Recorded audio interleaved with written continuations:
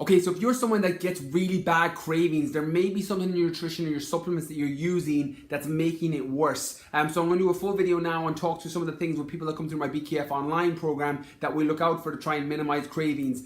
It's hard to get rid of them completely, but when you need something, when you really feel like you need a certain food, there's normally a sign there's something physiologically off there. It's different to wanting and needing. It's like we all want the bar of chocolate or the extra piece of cake, but when you feel like you need it, it's normally a sign there's something off elsewhere. So the number one thing to look out for, and I spoke about this in my book, The Fitness Mindset, my best-selling book, is keeping your blood sugar level stable. So that's number one. So making sure that you don't have this spike in blood sugar, drop off, spike, drop off. And that can happen with a lot of people if you're skipping meals, if you're going too long between, leaving too long during the day between your meals, between eating, or you're eating foods that are sending your blood sugar levels too high and then they're crashing them down. So for example, if you get up in the morning and you skip your breakfast and then you eat at 11 o'clock, your blood sugar level and energy levels are dropping off throughout the morning, and then you need to reach for something sugary at 11 or 12 o'clock just to pick yourself back up. And what happens then is you spike your blood sugar levels up and then they drop back down lower, and you spike them again at 3 or 4, and you're on this cycle of loop crash of blood sugars. So that means that your cravings are going to be through the roof, and you're going to crave something sugary to give you that energy spike.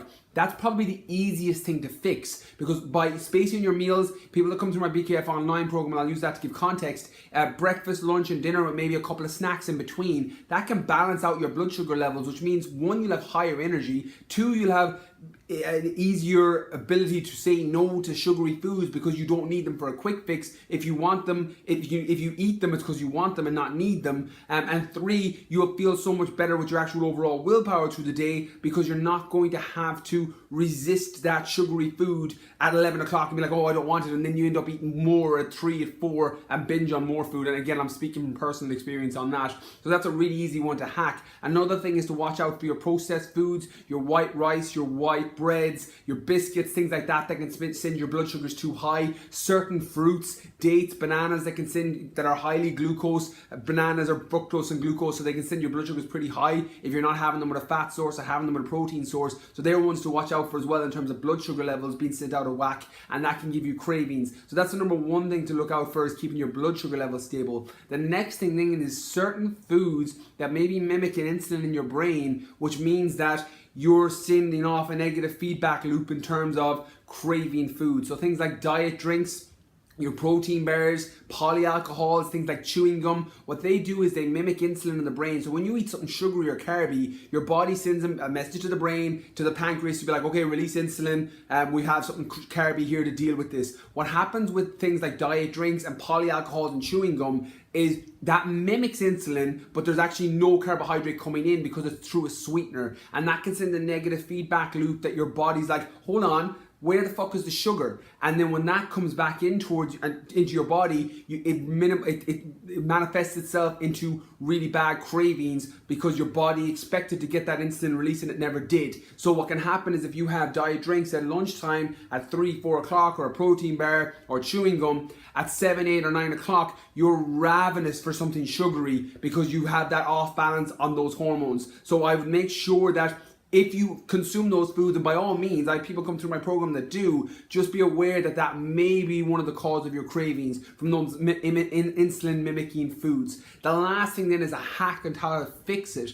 What I find works really, really well for me, and I have a really bad sweet tooth, is organic stevia, 100% organic stevia. I get mine from aggressivehealth.com or iherb.com. Stevia, organic stevia, is 1,000 times sweeter than sugar, and it balances your blood sugar levels.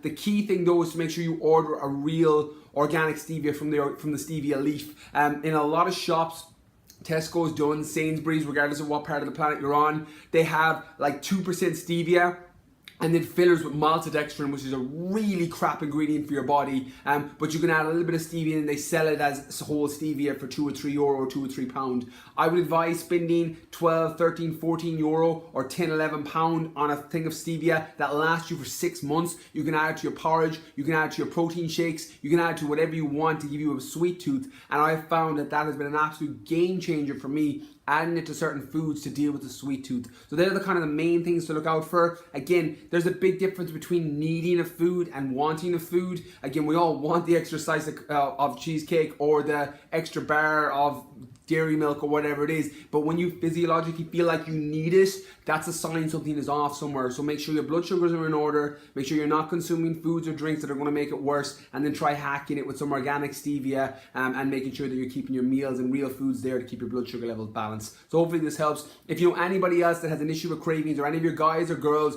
who are really bad with a sweet tooth and need help with it, please tag them below, and hopefully you guys got loads of value from this episode or from this video.